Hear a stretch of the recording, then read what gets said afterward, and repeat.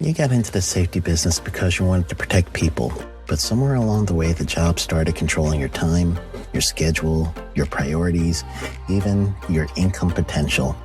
What if the expertise you've built over the years in the field can give you something more? More freedom, more control, more ownership of your future. I'm Sheldon Primus, the author of 7 Steps to Starting a Profitable Safety Consulting Business and the host of the Safety Consultant Podcast, with more than 350 episodes helping safety professionals become consultants and grow their career. Consulting changed my life. In fact, I'm a full-time RVer, and one consulting contract paid for my home I live in today. Now, I help safety professionals build their own consulting practice through bi-weekly coaching calls, accountability, and personal guidance. But this program isn't for everyone. Start with the Consultant Readiness Audit at sheldon.coach. What if everything we thought we knew about safety was just interference? From the host of the Rated R Safety Show and the founder of Safety FM comes the complete Signal Transmission Trilogy, now available in one powerful edition. Safety, in my opinion, the book that started the conversation. Safety Mutation, where the boundaries of culture, systems, and belief begin to break. And now, Safety Transmission, the final piece of the signal. For the first time, all 3 books are together in one volume. The Signal Transmission Trilogy, Complete Edition. This isn't just about compliance. It's about consciousness. It's about decoding the way we think, lead, and live, inside and outside the system. Whether you've been following the signal since the beginning or you're just now tuning in, this is the version to own. Search Signal Trilogy on Amazon or visit safetyfm.com to get your copy now.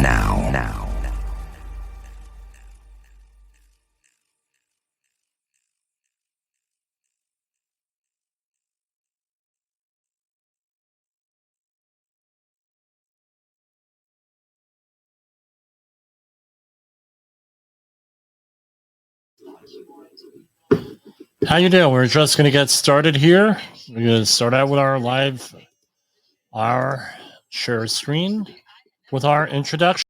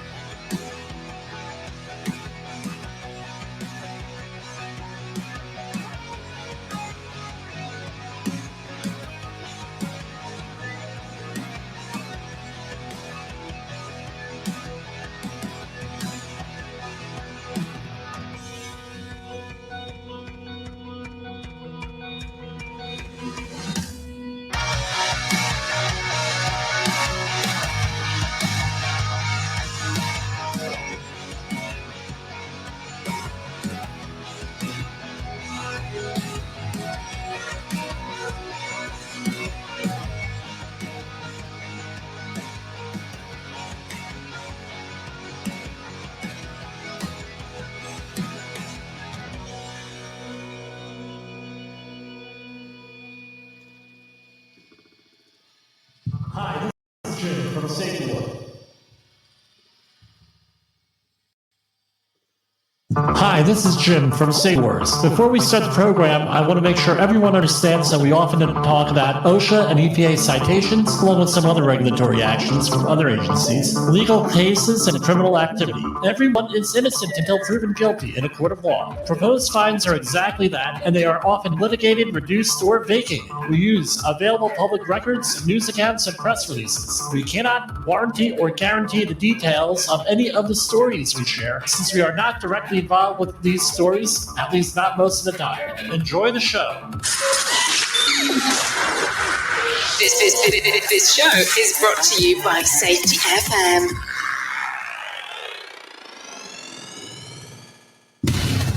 And from the border of liberty and prosperity and the highway to the north, this is Safety Wars for Friday, February 2nd, 2024. Where did January go? Where did Jim go for the last week? We had some situations come up.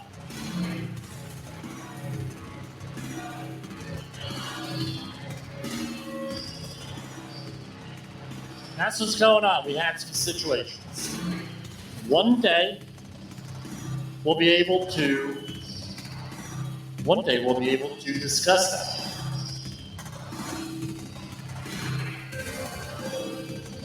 Okay, I'm getting some feedback. Let's see.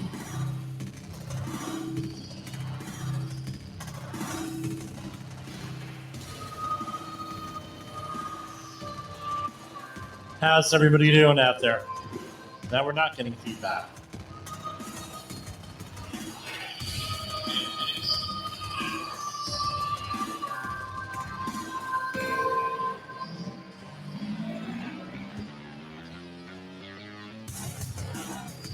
Okay, there we go. We're good. I hate the echo. Feels like I'm on CBS FM out of New York, the old one. Where have I been? We had situations, like I said. We had big situations. One day I'll be able to talk about all of these situations, but not right now. Anyway, our last program here was Alec Baldwin. Right? The whole Rust thing going on there. I want to say hello to everybody out there on Rumble. We're getting a lot of views out there on Rumble. And on Brighteon, along with all the other ones out there. I appreciate everybody doing their thing to help support the program. Today I gave a safety training class. I had a couple of people who are listeners come and they listen to Safety FM. They also listen to this show. So, Mike, you're out there. Thanks for the feedback. Frank, thanks for the feedback. And John, thanks for the feedback. I really appreciate it and all the encouragement. So this is the last month of Season 3 of Safety Wars. We're going to be moving on to Season 4 in March. It's been one hell of a ride here. Where, again, if you want to get in contact with me, 845-269-5772 or Jim at safetywars.com. You can also reach out to me on LinkedIn. I had some folks reach out to me on LinkedIn this week. I'm open to all different sorts of work. And, of course, if you're looking to advertise here and sponsor some programs, give us a call. We'd appreciate it.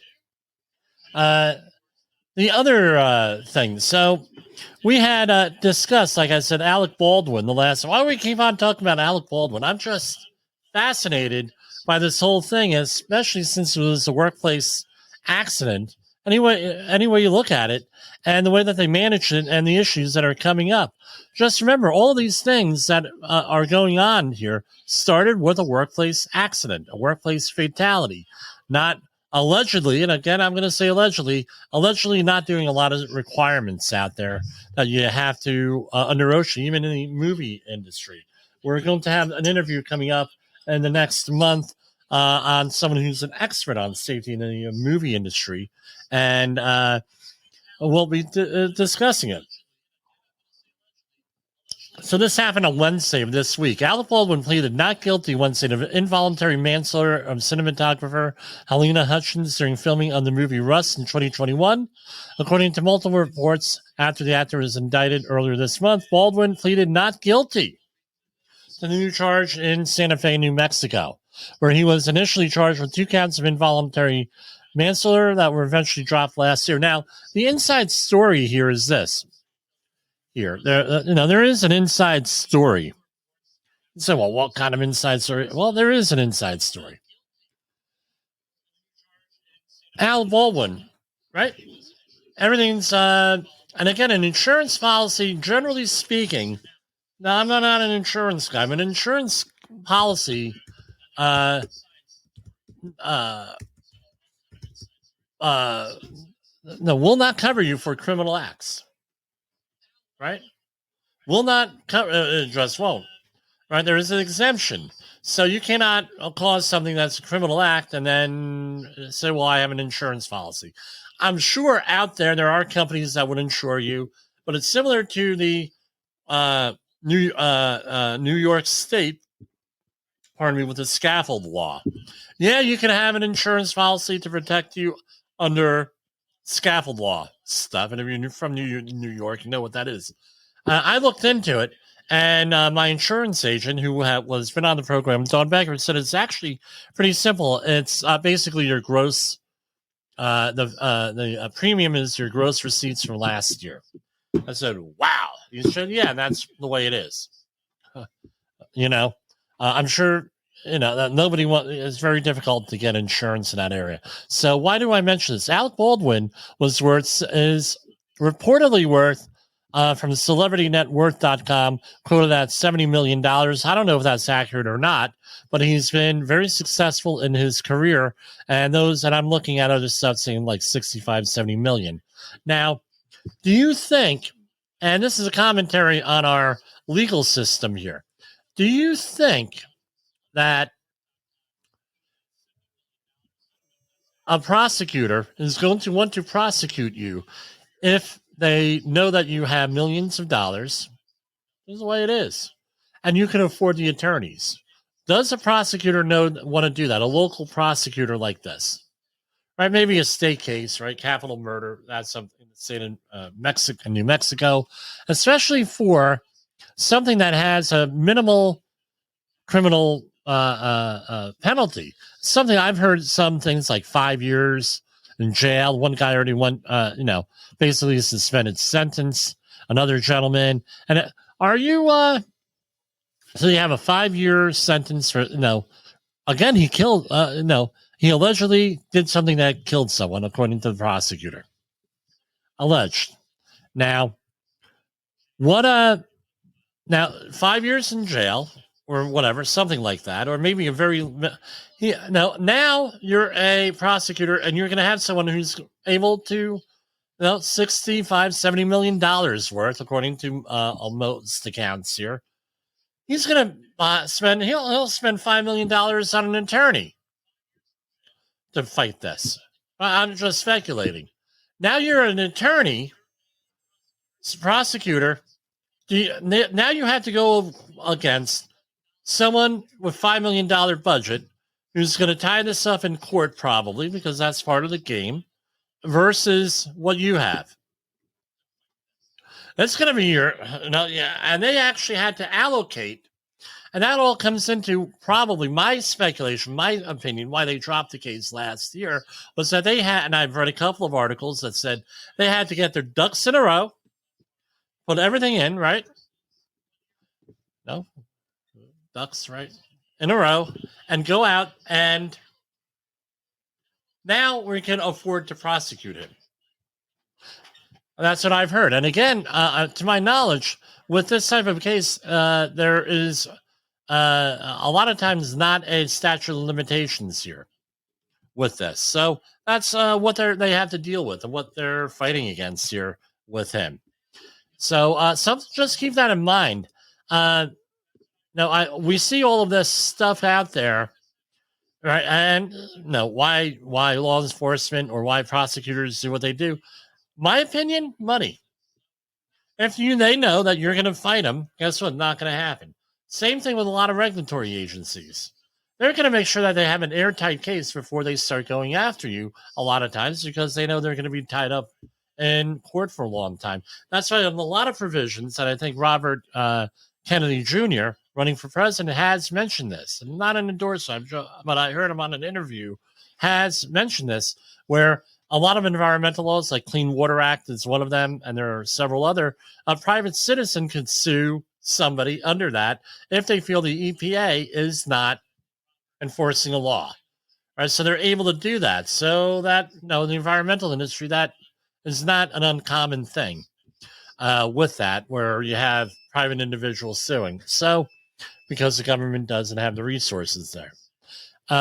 Now, we're going to go over, so that's Alec Baldwin, number one. Number two is this. We're going to go over bipolar disorders, right? And we are big on our network with mental health. So I'm going to say this right off the bat with this, and if you watch our introduction on the video streamers here, you saw this. If you or someone you know are experiencing feelings of suicide or have other crises, call or text 988 or go to 988life.org. Now, there is also another thing that we're going to be putting in here. To learn more about bipolar disorders, go to mentalhealthhotline.org or the Bipolar Health Hotline at 866-903-3787. We're going to talk about this because there's a lot of people out there. No, we talk about workplace stress. We talk about all different workplace and mental health. We talked about on this program psychopathy and other personality disorders. But we never talked about this with bipolar disorder. And more people have bipolar disorder than you would think. It's stigmatized to a large degree in our society, and it precludes people, my experience, from actually getting the help that they need. And the other thing is this. I'm trying to make sure we're on the video stream here. No, a lot of people, they don't seek treatment. Families are embarrassed by this because there is a genetic component to a lot of this stuff, and it's a problem. It's a problem. People don't receive treatment, and it's misunderstood. And it's believed that a lot of the veterans out there do have mental health disorders that are leading to some of these suicides and other things out there. Now, so bipolar disorder, they used to call this stuff manic depression and things of that nature.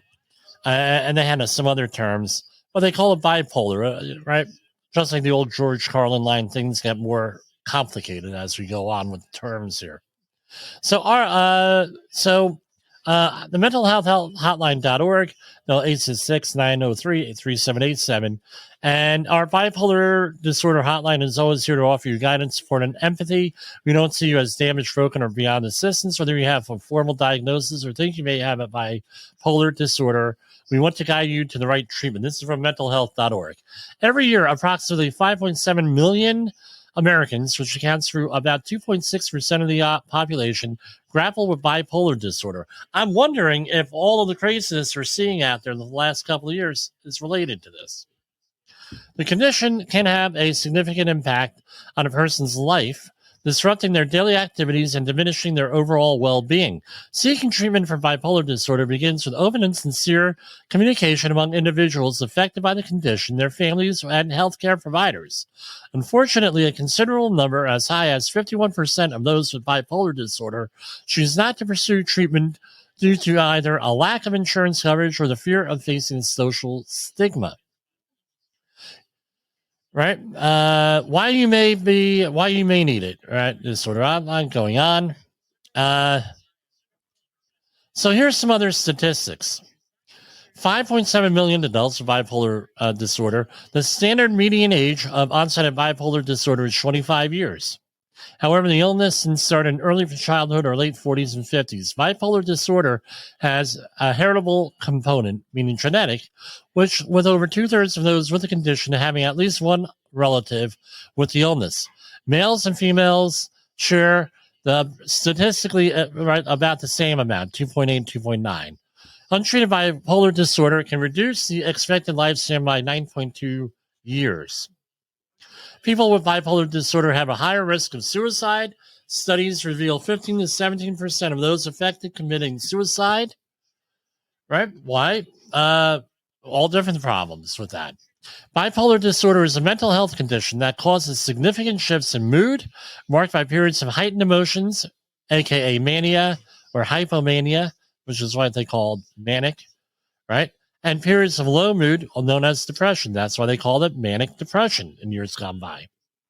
During your lows, you may lose interest and pleasure in your usual activities. When your moods are lifted, you may feel euphoric and full of energy. Extreme mood swings can affect sleep, behavior, judgment, and ability to think objectively. Causes. The exact cause of bipolar disorder remains unknown, but studies suggest a combination of physical, environmental, and social factors enhances the risk of developing the condition. Common experiences that could trigger bipolar disorder include childhood trauma, such as neglect, abuse, traumatic event, or losing a loved one, stressful life events, such as money worries and poverty, a relationship breakdown, or work pressure. Brain chemistry that interferes with neurotransmitters, genetics, use of some medications, such as drugs and alcohol. That could be legal or illegal drugs and alcohol.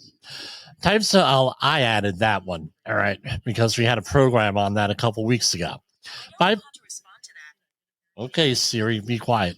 Bipolar disorders can be categorized into types and subtypes based on how an individual is experiencing different moods and symptoms and how severely they affect them. The following are common types of bipolar disorder.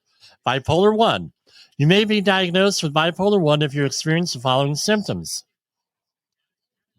At least one major episode of mania that lasted for over a week, major depressive episode lasting 2 weeks or longer.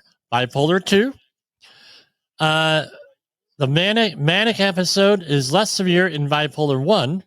This type of manic episode is called hypomania, a significant episode of depression either before or after a manic episode. You may cyclothymic disorder. You may be diagnosed with cyclothymic disorder if you have the following symptoms: hypomania or depression that has lasted for 2 years or more. Bipolar, right? And 1 and 2 are the most prevalent, with bipolar 1 being characterized by more pronounced severity. Bipolar disorder can be treated with all different types of medications, including mood stabilizers, antipsychotics, antidepressants, and anti-medication, along with psychotherapy. Again, this is all got to be diagnosed. And if you have any of this stuff, suspect you do, you're in crisis, please reach out for help for someone. 866-903-3787 is for the bipolar hotline. I'll give those folks a shout out there. Okay, we're going to go to commercial break, and we're going to come right back at you. In the professional safety community, communication and planning are just a few keys to your program's success. The question many practitioners have is, where do I start? Dr. Jay Allen, the creator of the Safety FM platform and host of the Rated R Safety Show, has built a global foundation to help you along the way. Go to safetyfm.com and listen to some of the industry's best and most involved professionals, including Blaine Hoffman with the Safety Pro, Sam Goodman with the Hop Nerd, Sheldon Primus with the Safety Consultant, Jim Pozell with Safety Wars, Emily Elrod with Unapologetically Bold, and many others. As individuals, we can do great things, but as a team, we become amazing. Dial into safetyfm.com today and surround yourself with a powerful force of knowledge and support. In an unpredictable world, one voice rises above the chaos. Meet Jim Pozell, a seasoned safety expert who's navigated through some of the most dangerous scenarios, from anthrax, explosive cleanups, disasters, and numerous environmental cleanups, and lived to tell the tale. Now, he's bringing his wealth of knowledge, insights, and experiences to you through Safety Wars. From workplace hazards to the hidden dangers in your own home, Jim covers it all. With his engaging storytelling and expert analysis, Safety Wars isn't just a podcast. It's your guide to a safer world. Join Jim Polzel and become part of the Safety Wars revolution. Available on Spotify, Apple Podcasts, YouTube, and wherever you get your podcasts and videos. Safety Wars. Your safety is our mission.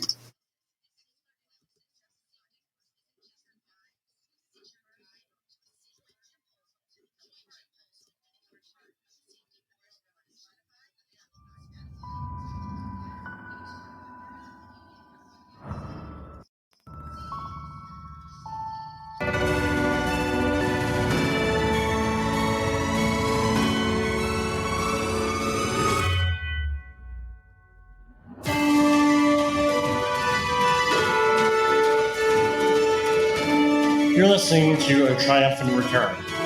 Yes. Right?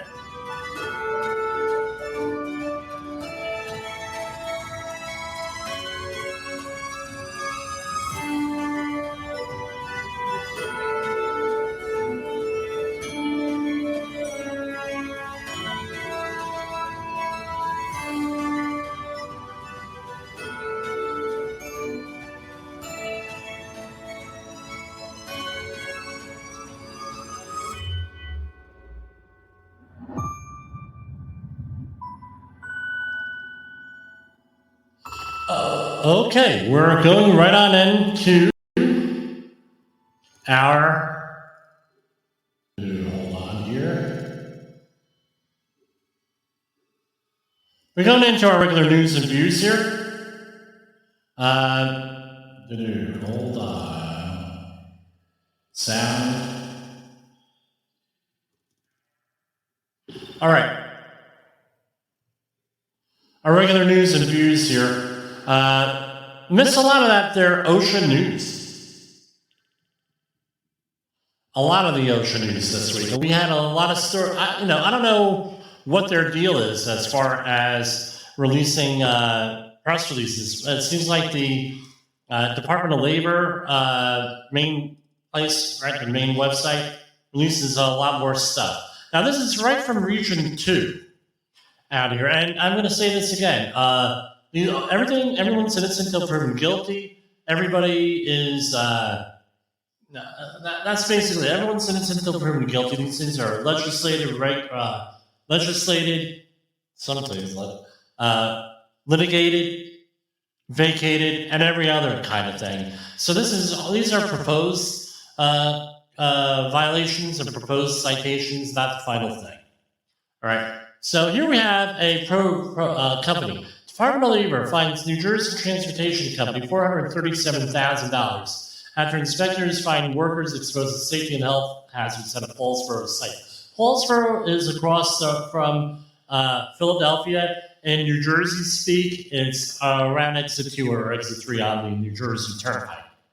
OSHA initiated this inspection in July 2023 in response to an employee complaint that alleged safety and health deficiencies. So this is a case of employee calling 1-800-321-OSHA or on the website and reporting things. The agency cited the company for one willful violation because they did not properly maintain safety data sheets for chemicals, including corrosives.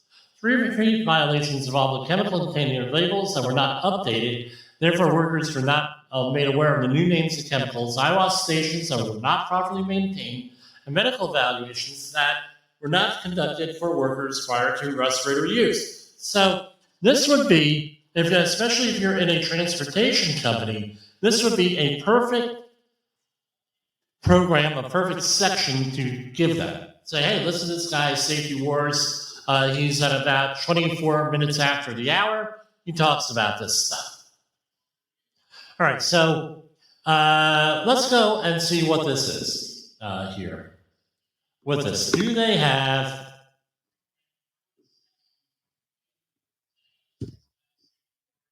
All right, do they have... All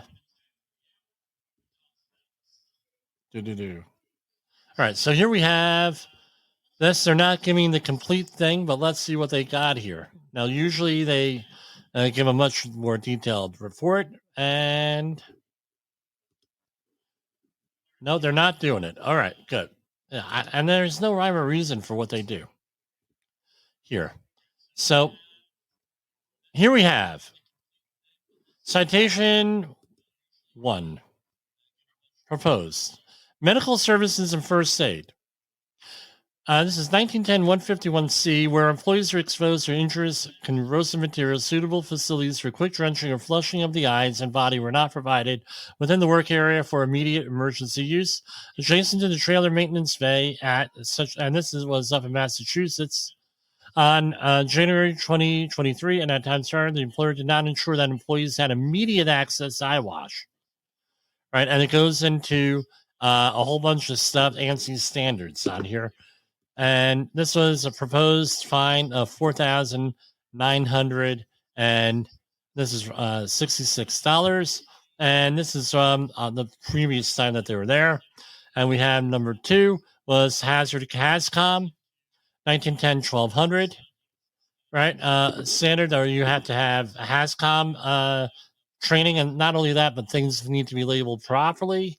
And here we have another one with a de minimis thing, and this is no SDSs. Now, that according to the story, that's in 2023, 2019 on here with this. Now, again, they didn't put up the thing, right? But these are all repeat violations. Now, one of the things that we hear all the time, and it's one of my more common phone calls and consultations, is we were told that we don't have to have an SDS book by someone in the industry. And it turns out that the SDS books are required for pretty much everywhere, right? Everywhere that I could think of with this. What people get confused about is the Community Right to Know Acts with the state laws. Because with those often have very similar requirements, but they have certain thresholds you have to meet in a lot of locations before you do that. And again, check what your local laws are. And this is what it comes down to. The other thing is this, and I'll bring this up again. 1910 134 issues for the respiratory protection standard. Right, the standard says if you're with so many days and this and that, you meet these requirements, you need medical monitoring, blah, blah, blah. Okay, great. I'm going to tell you this. If you give someone a respirator, I don't care if it's a filtering face piece respirator or, even some of these imitation ones that are not NIOSH approved or anything like that, right? Not NIOSH, but they may be otherwise approved. All of these, you give it to someone, they could have a problem, a big problem. So I always talk about what I went through with my dear mother-in-law, right, who passed away, and it's hard to believe 3 years ago. With this, almost 3 years, where we're at her funeral, and someone went up there with an imitation little paper dust mask, right? They're like $0.25 a piece even now. And they put it on and they were a pallbearer. They put it on, and what do you think happened? What happened was what ended up happening was they had a seizure, and they dropped the coffin. Now, when they were coming out of the church.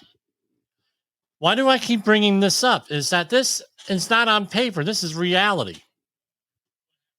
If you're going to put the dirty little secret out there that nobody likes to talk about is this.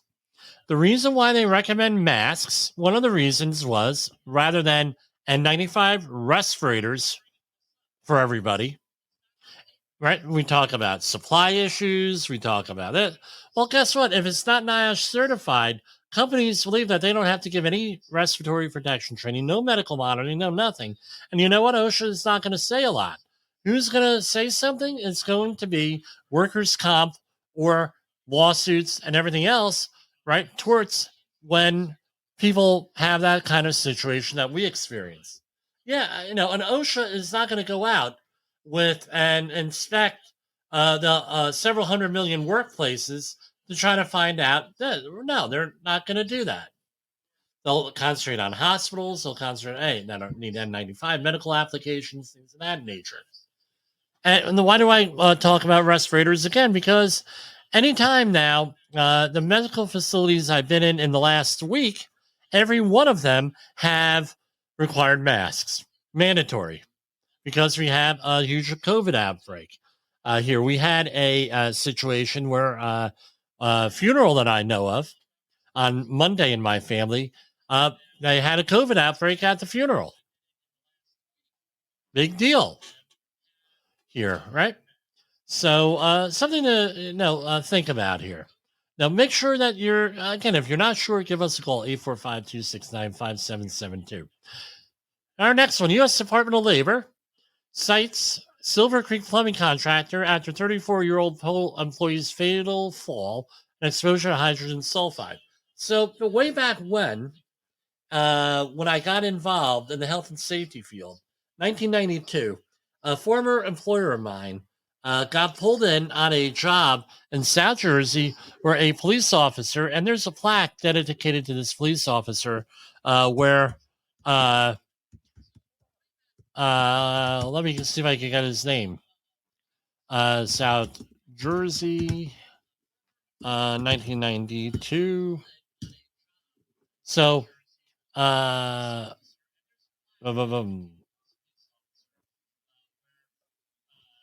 doesn't say here. I'm not going to be able to do it. I forget the name of the town. It was in down the shore, as we say, where a guy, all right, was, and it was a similar thing where they were in a trench and there's a hydrogen sulfide release. All right. And this apparently is what this was here, right, where we had some type of hydrogen sulfide problem. And what ended up happening was the guy was overcome by hydrogen sulfide and fell into the fell. Right, a police officer went to get him. This is one in South Jersey 30 years ago. Got him out. The next day, the same thing happened, and the police officer went in there and was killed along with the victim there. Right, and now remember, this is before the confined space entries were really understood and regulated by OSHA. And by the way, it's sovereign immunity, so we've had that conversation here with a police officer and sovereign immunity for health and safety issues like this. So here we have a similar thing happened in U.S. Department of Labor site Silver Creek plumbing contractor. Now, a little bit of background on hydrogen sulfide. Hydrogen sulfide, it smells like rotten eggs. And now you look under the definition of what does rotten eggs smell like? They smell like hydrogen sulfide or sulfur, right? So if you know it, smell it, you know it. The problem with hydrogen sulfide is that once you get into higher concentrations, there's an olfactory inhibitor. It deadens the nose with that. So you may smell it, but once you get over a IDLH situation of 100 parts per million or more, you're probably not going to smell it. And once you start to get up higher and higher and higher, you're going to hit the explosive range eventually, and there'll be a massive explosion. You can see these on all different industrial accidents on YouTube and on other platforms. Now, the permissible exposure limit for hydrogen sulfide is 20 parts per million. That is 20 out of 1 million. Not an awful lot, right? So if you recall, if you figure nitrogen in there is 78,000 parts per million, roughly. Oxygen at 20.9%. You add them together, you have a 1%. You have 1% or to play with, or 10,000 parts per millions in there of all different types of stuff. So there's not a lot of room left. Now, once you have an increase in hydrogen sulfide or any other chemical, now you have a potential, especially in an excavation or a permit or in a confined space, especially a permit required confined space. So now you have the potential of that gas displacing oxygen and other things, right? Which is a dangerous one, which is going to cause a whole bunch of other problems. So that's our background here. So this is out of Rome, Georgia. A Silver Creek plumbing contractor could have prevented a 34-year-old employee's June 2023 fatal fall at a Rome work site by following required safety procedures. A U.S. Department of Labor investigation found. Investigators with the department's OSHA learned that a 3-person work crew from a certain company was replacing a sewer line at Armucci High School. They encountered a blockage in a pipe. To clear the blockage near the end, again, this is, a sewer in here. So sewers, hydrogen sulfide, because of decaying organic matter. To clear the blockage near the end of the 60-foot-long trench, one worker entered a manhole. Now, you're going to say he's in a trench. What do you need in a trench? Come on. What do you need in a trench? You need, right? So under the trench regulations, you need a competent person. If you say competent person, you are correct. You need a competent person. Try that again. Bonfire. Sound effects are not working here. Okay. You need a competent person. Bonfire. Okay, no class. Okay. All right. You need a competent person. And if, right, with that, now you have a situation where a competent person is supposed to have the authority to assess and analyze everything in there having to do with the excavation and have the ability to take prompt corrective action here. All right? Prompt corrective action in that permit required confined space. There we go with the echoes again. Bonfire. All right? I think we covered it. We got to the class that time. So what it comes down to here is this. You have a situation with the right, where you need to have a competent person. You also need a competent person for the pipeline. And what happens is with the pipeline, as a permit required confined spaces, you need somebody to enter that. Now, what do you need? You need training. You need air monitoring. You need to know things, right? Now, often with companies, they still think, well, there is no construction permit standard for the confined space entries. And guess what? They're wrong. Since 2015, 9 years so far, we've had this regulation. I still get a lot of times with companies, oh, there is no regulation for construction. Well, things have been updated in the last 30 years here. And that's just the way it is. You go out here, right, right, they encounter the blockage in pipe. To clear the blockage, guy goes into manhole. What do they need? Air monitoring, permit, notifications, training, goes on and on and on and on and on and on and on. This probably would be a good case study to share with your management, right? A short time later, the worker fell about 20 feet where they succumbed to injuries as a result of the fall, subsequent exposure to a high atmospheric concentration of hydrogen sulfide gas. What were the levels? 1,910 parts per million. I have no idea how they determined that, other than the fire department used a gas monitor and test the air inside the manhole to discover the presence of hydrogen sulfide. Now, this is what my question is. What meter were they using? Because you're way over range with that, and I don't think that's an accurate reading with that. Just out of curiosity, what is the explosive range for HUS?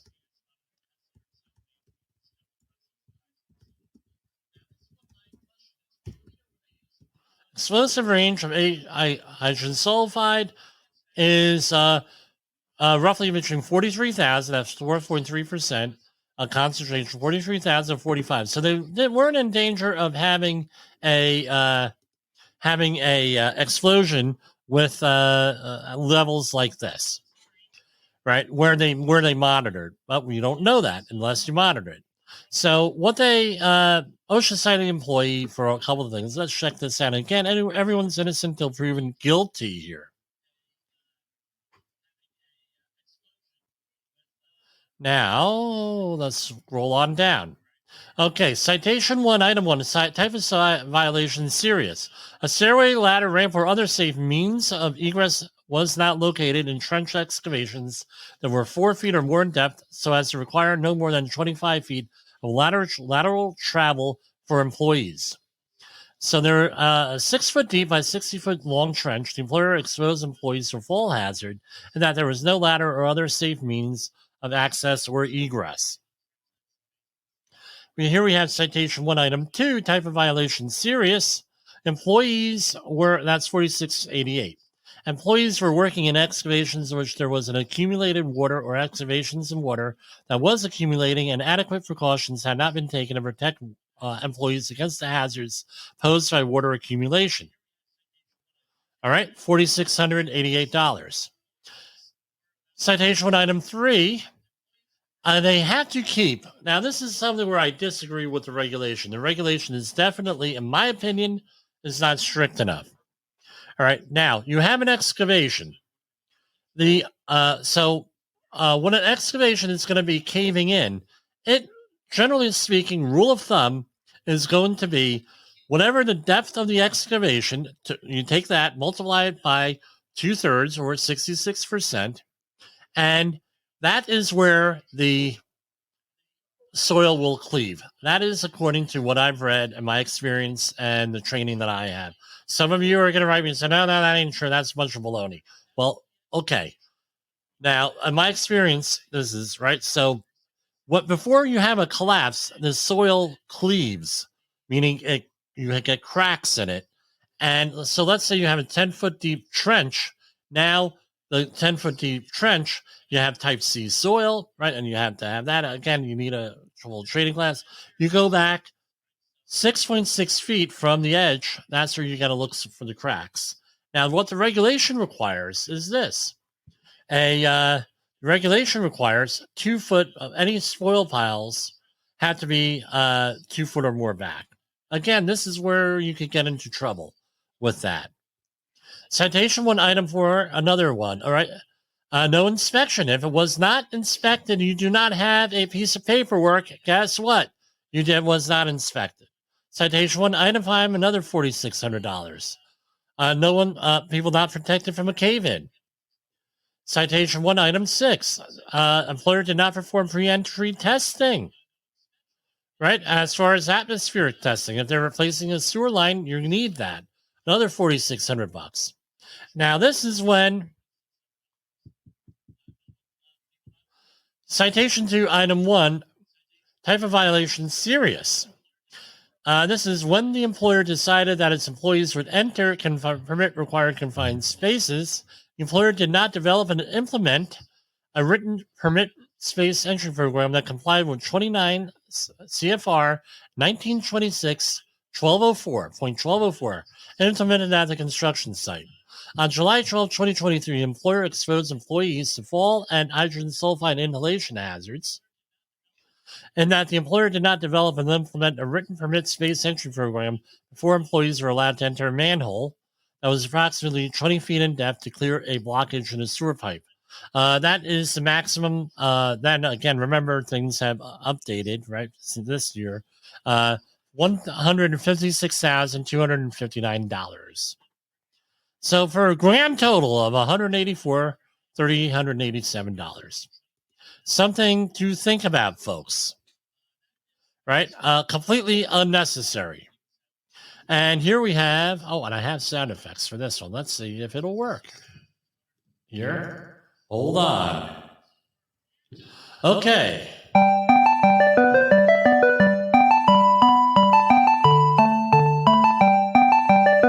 Here we have, this is actually one of the original American songs, Turkey in the Straw, also known by millions of happy children everywhere as played repeatedly on ice cream trucks. And they also play this one.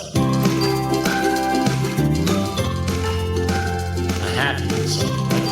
Responding to a Madison ice cream plant cited for violating multiple safety standards after federal investigators respond to a report of an ammonia release.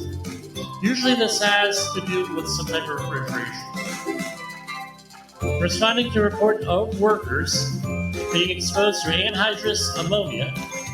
Federal investigators at a Madsen ice cream plant has commissioned process safety management procedures to control the release of hazardous chemicals. Exposure to anhydrous ammonia used in the refrigeration process can cause respiratory injuries and burns in skin and eyes. Right? Investigators with OSHA noted $145,097 in penalties. So here we have lockout, tagout penalties. Machine guarding, let's see what this is. Do they give us something? Yes, here we have. Again, very inconsistent here with the way that they put things out. Scrolling down. The guard citation 1, item 1, almost $9,000. The guardrail system around holds. Right? Did not have a self-closing gates that slide or swing away from the opening. Citation 1, item 2, almost $9,000. The employer did not develop an emergency action plan for reporting fire or other emergencies. Again, I was just talking to a client today. I will be writing one for a client. And along with that goes with an accident management program. Citation 1, item 3, type of violation serious. The employer did not document that equipment complies with recognized and generally accepted good engineering practices. Right? So here we have, I love that, REGAGEP. That's the acronym. So they didn't document current ventilation system design, comply with REGAGEP. The employer did not document that a knockout drum complied with REGAGEP.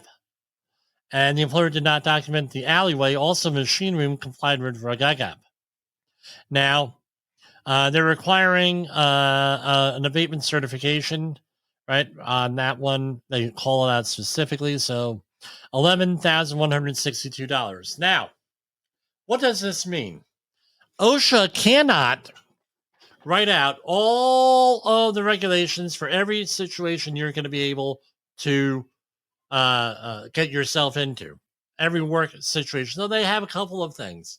One of them is the general duty clause. And that's a pretty hard thing to prove, right? The general duty clause. With that, we have 4 conditions.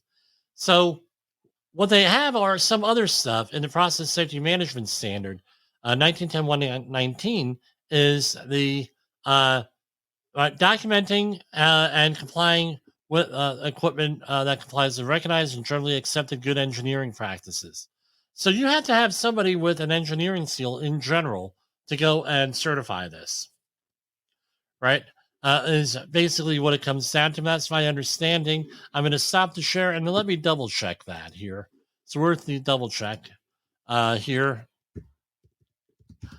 OSHA.gov. And here we'll do share screen on this one too with the regulations. In a minute, hold on.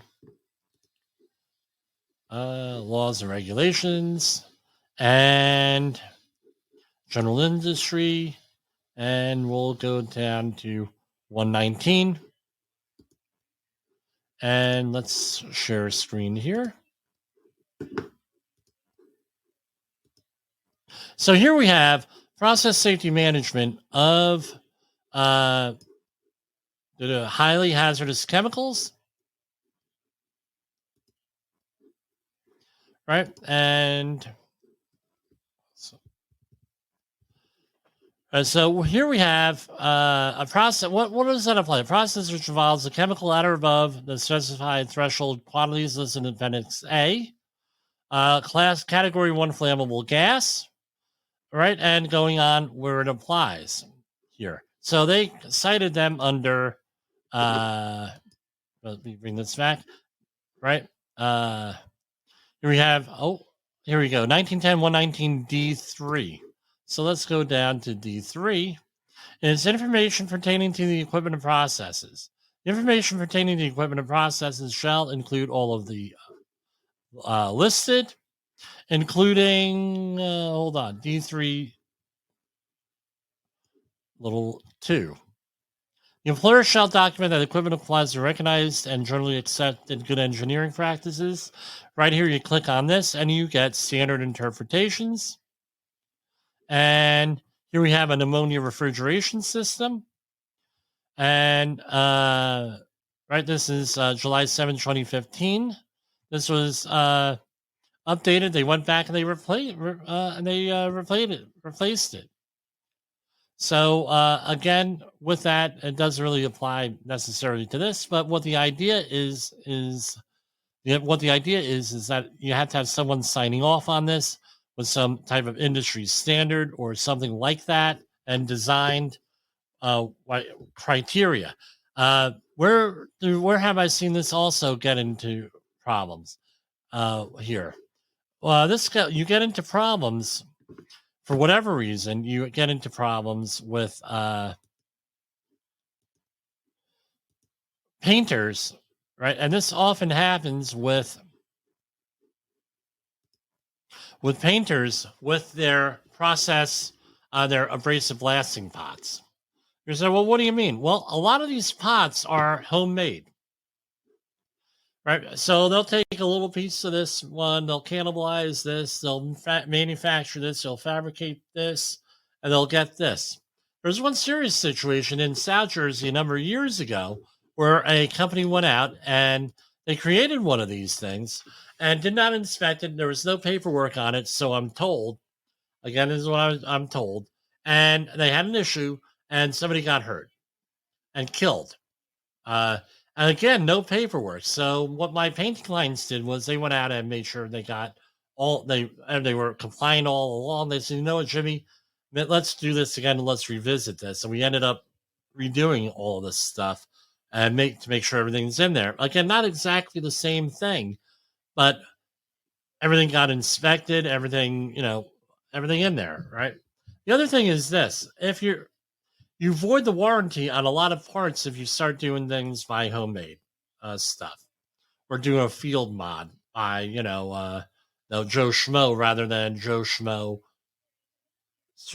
registered as a professional engineer. Citation 1, item 4, the employer did not ensure that PHA recommendations were resolved in a timely manner. The employer did not assure that PHA recommendations were resolved in a timely manner, and in that 23 of the 24 PHA findings from the 2018 PHA were not documented as addressed and resolved. So let's see what that is. 1910 119E5.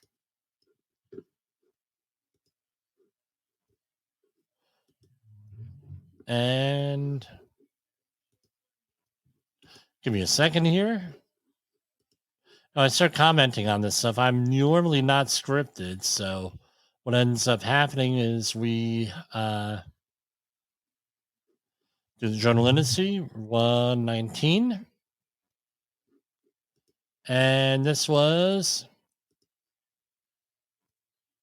E5. Right, I'm not my world really, process safety management, but so I had to look this up. E5.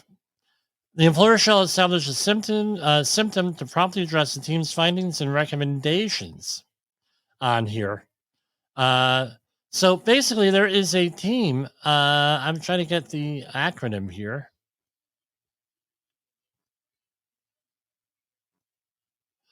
All right. Process hazard analysis, right? PHA. All right, process hazard analysis. So periodically, this stuff has to go out and being inspected. So you're changing something, management of change or something like that. You have to go in periodically. Here we have 1910 119E6, at least every 5 years after the completion of the initial process hazard analysis. The process hazard has to be updated and revalidated by a team meeting the requirements of a whole bunch of stuff here, right? Workers, engineers, scientists, whatever is appropriate there. Now, what do you have to do? You come up with findings, and then you have to make sure you have closeouts on them. So we did this, we addressed this, we addressed this.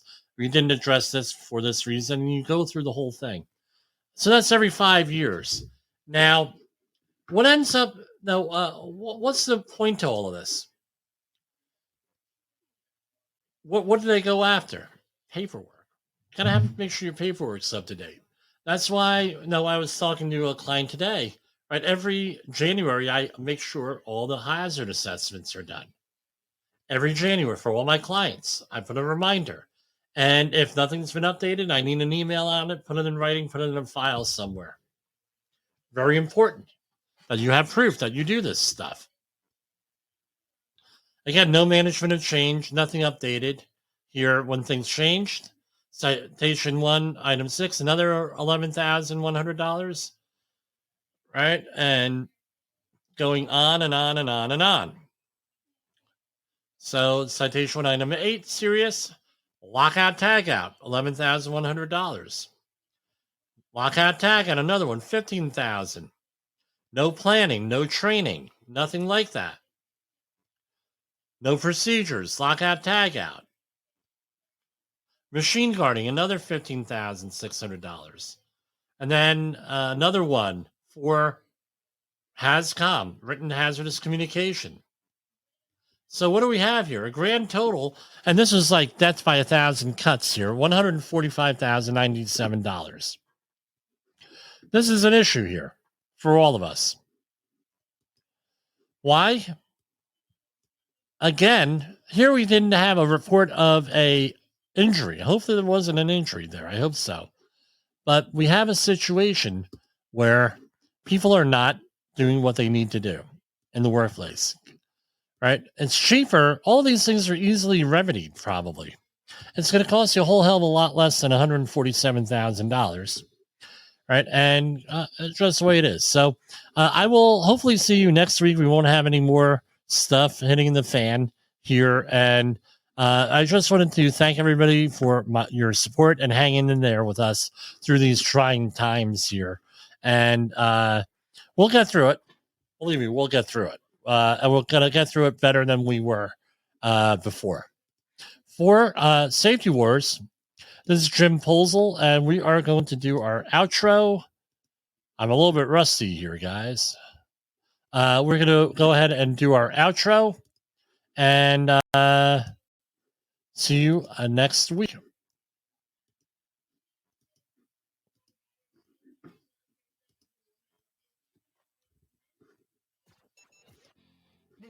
Opinions expressed on this podcast are those of the host and its guest and do not necessarily reflect the official policy or position of the company. Examples of analysis discussed within this podcast are only examples. They should not be utilized in the real world as the only solution available, as they are based only on very limited and dated open source information. Assumptions made within this analysis are not reflective of the position of the company.